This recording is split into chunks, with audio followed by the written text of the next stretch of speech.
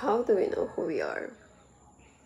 Is identity something we see or something we feel? I am asking these questions because my research begins with a simple but difficult question, which is, can gender really be reduced to something visible? What is gender? Most of us are taught to think of gender as something we can see, something we identify through appearance, right? Our body or social categories. But what if gender is not primarily something visible?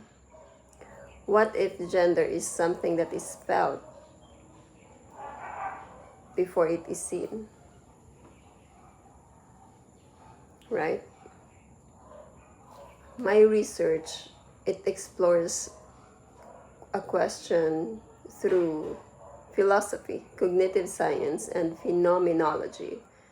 And the central idea of my work is that gender is not merely an external classification. Gender is a lived experience. I can say that it is something that emerges through the way a person inhabits their body, relates to the world, and experience themselves. And to understand this, we need to shift our perspective, because for a long time, many philosophical traditions focused on understanding reality through objects, form, what we see, what we can observe, and we measure it, right? Matter, bodies, structures. These are the things we can see. But this approach struggles when we try to understand experiences. Experiences that are not immediately visible. Things like consciousness, emotion, and identity. And gender. Gender belongs to this category. You cannot simply point at a gender the way you point at an object.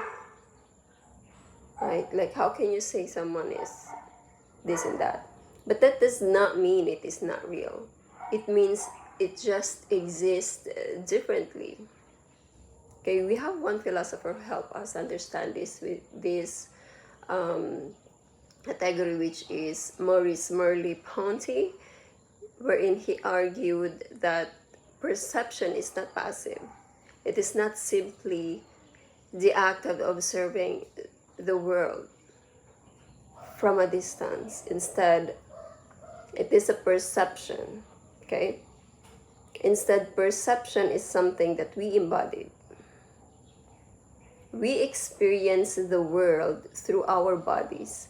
Our body is not just an object in the world. It is the very way we are present in the world. And from this perspective, identity and meaning, they emerge through lived experience.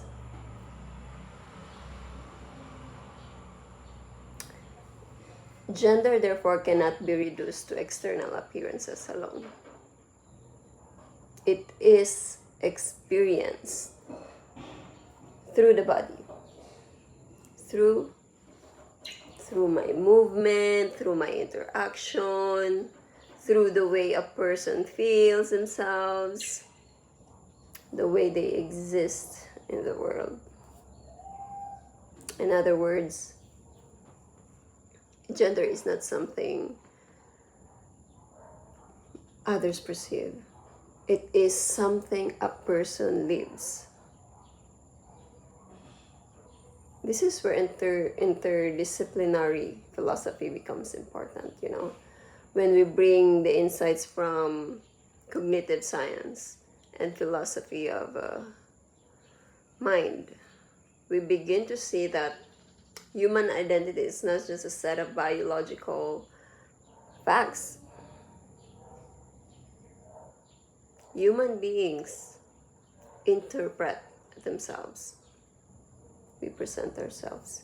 We reflect on ourselves. We construct meaning through experience. I like doing that. Philosophers such as Hubert Dreyfus, if I'm not wrong, and John McDowell emphasize that our understanding of the world is shaped by embodied skills, practices, and forms of life. Which means we do not simply observe reality as detached observers. We participate in it. And identity, including gender,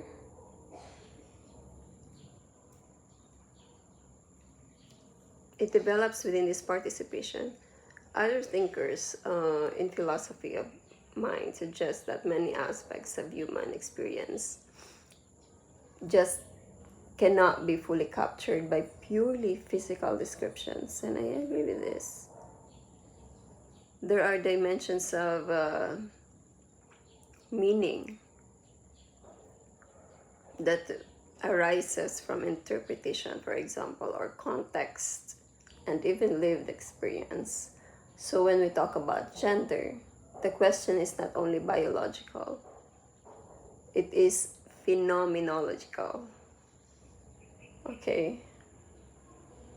It concerns how a person experiences themselves as a subject in the world.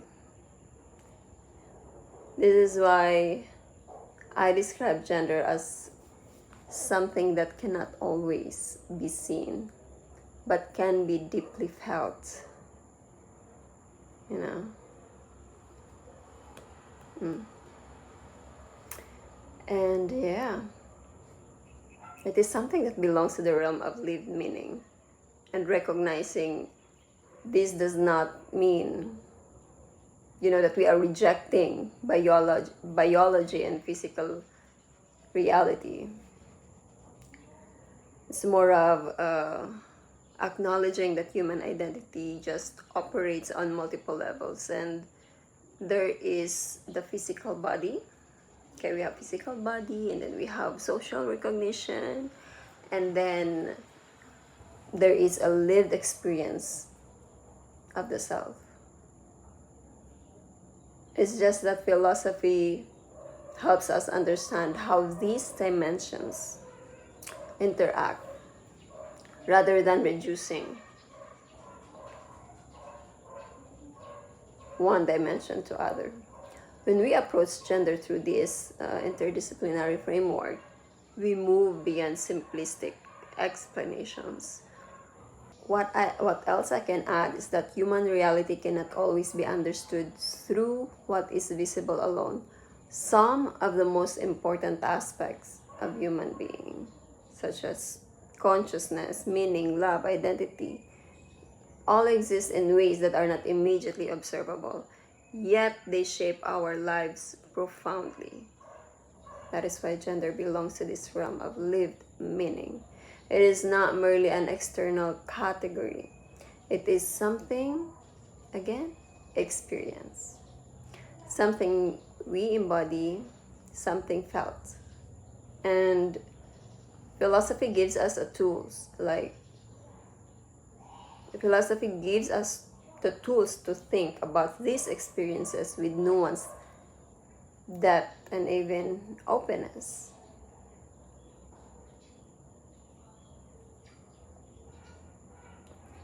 Thank you for listening, and I think that would be the end of this presentation. Thank you.